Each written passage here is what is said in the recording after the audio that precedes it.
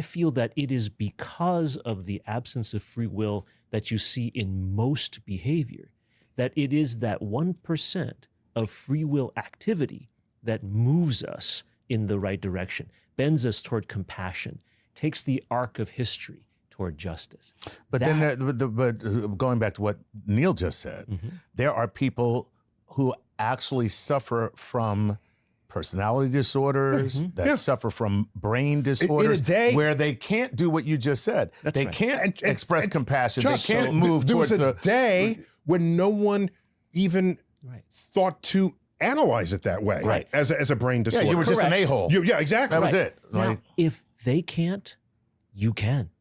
You can show that person compassion or understanding. And therefore, free will as an entity exists. Charles, you're drawing a line even that I have seen be in constant motion over the decades and over the centuries. That line that you're saying, they don't have free will, but I do.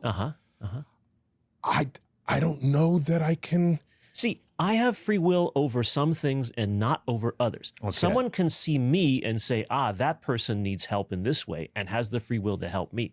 I see somebody else who needs this help and free will. Together, it is a network. It's not that any individual. So you have to draw the line for every individual and even perhaps for society. Does the criminal who's born in poverty have free will to not be a criminal if most of the people in prison came in below the poverty line? So there's some sociological force operating there where we are less susceptible to that force. I think that's a great question, analogy. Let's say this.